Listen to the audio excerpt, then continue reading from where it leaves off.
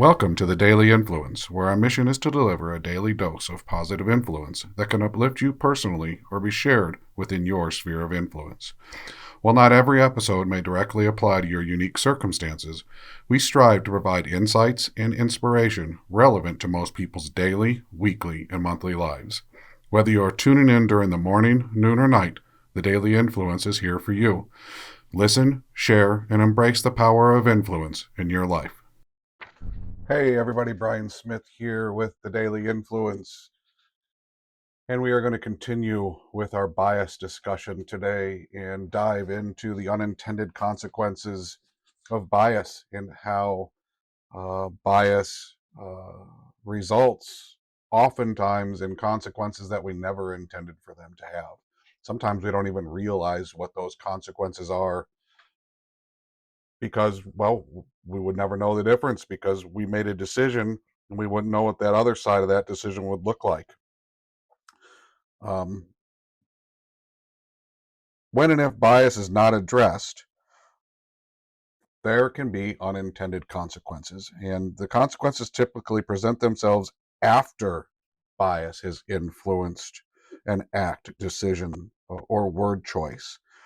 They're born from the inability to point out bias is happening, and it can fester and build and compound, like we talked about how we layered the different types of biases that there are. And when we identify one of those biases but we let it go, it can turn into a second and third. And we talked about how they are interrelated and how the different types of biases that are out there can go from confirmation bias, affinity bias, beauty biases, halo and horn effects, how they can build on each other. And when we ignore one, we present an opportunity for one to more to be added on and to compound and to fester and to create more problems for us. Holding people back in the office is a great way to start for us to talk about unintended consequences. If we allow our biases, any of the biases that we've identified, to come into play and get in the way of us elevating others, helping others to reach their potential, then we're potentially holding back our entire organization. We are affecting the we that we are a part of, that equation. I am we.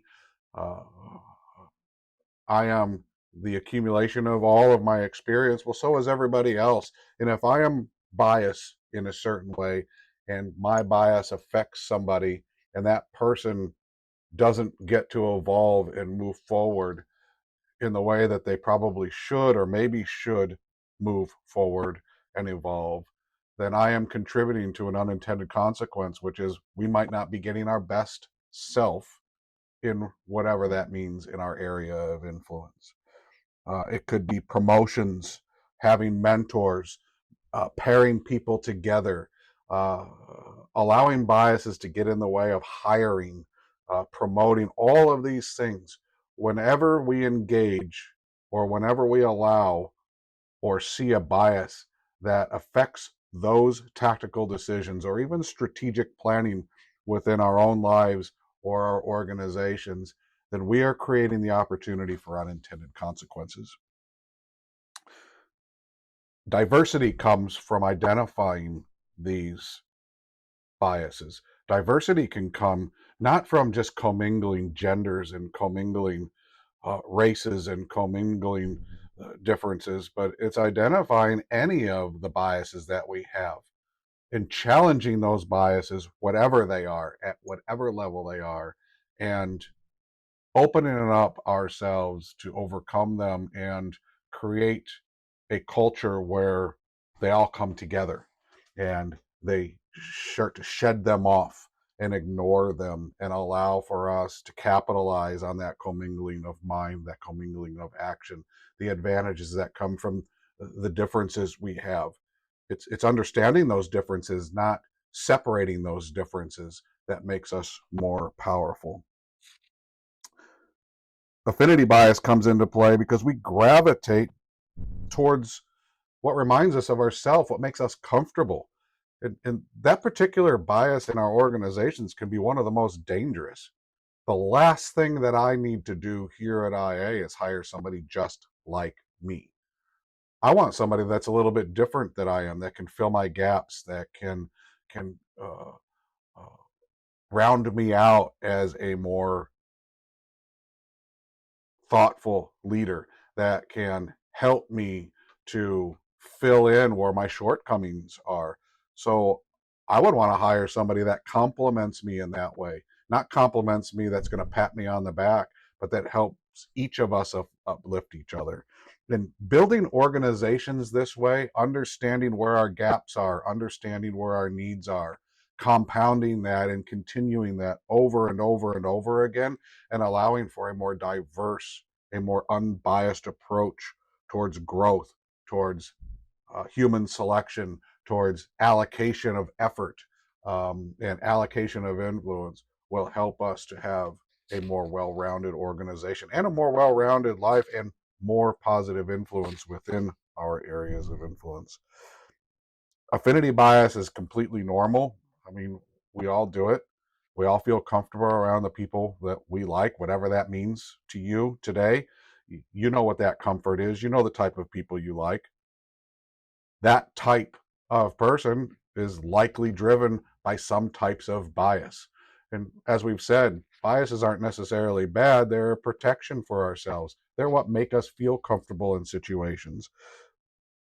But it doesn't always suit our future. It doesn't always create for us the best possible outcomes for our areas of influence. That's why understanding bias and challenging bias is so important. That's why also understanding the unintended consequences of our bias is so important, so that we can percolate them to the top, scrape them off, and move forward in the most positive way that we can. Really, the one thing that I want to leave you with today is, don't trick yourself into thinking you're special and you're above bias. Through this entire discussion, and tomorrow we're going to do the recap of all of the bias discussion, but through all of this, oftentimes when I'm working with teams, I hear people say, well, I don't have any biases, or my biases are well placed. They are built protections, and I'm just going to stick with them and not deviate from them. And I'm going to be very rigid about them. Uh, that's your ego getting in the way. We're all humans. We all have biases. Uh, they're there, yes, for protection reasons, but sometimes, especially now as the world becomes more complex, we become more diverse, we become more complicated as a species with the way we can communicate, the way that we can work together, the way that we can commingle together. Our biases can be a negative, and there are unlimited unintended consequences that can come from them. Don't trick yourself into falling back, self-justifying your biases. Let yourself be a little bit more open-minded about them. The takeaways for today and unintended consequences are recruiting, hiring, promoting, and mentoring individuals should be based on merit.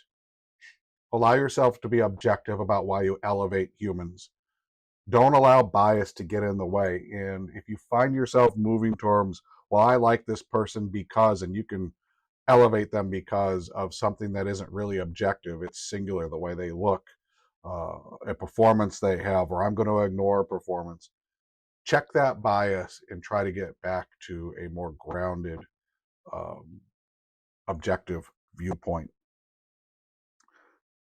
Frequent and unintended consequence of a bias is alienation. Don't alienate people. If you find yourself putting people in a corner, tucking them away, hiding them because of some bias, ask yourself why. Ask yourself, really, what is the reason that I'm doing this? Why am I alienating that person in my sphere of influence, my area of influence?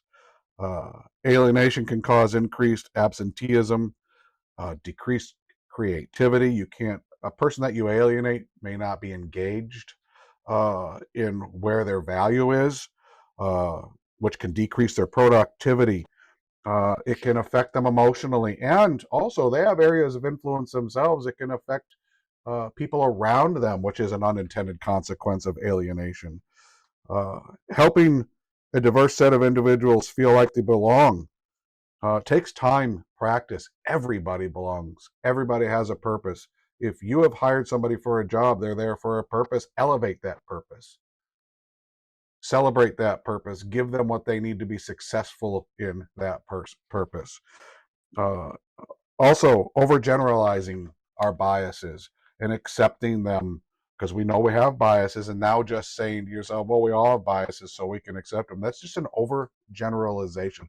Don't fall into that trap either. That's part of the self-justification that goes into bias. And when we overgeneralize, we are self-justifying. And finally, unconscious and subconscious biases are rooted in all our minds. They're part of our human condition. Do not beat yourself up. Do not be too judgmental about yourself as you uncover these biases. Tomorrow, we're going to recap the whole bias section and move us into our next section next week, which is in communication and how we can communicate more effectively as humans within our areas of influence. I hope you have a great day. We'll talk to you again soon.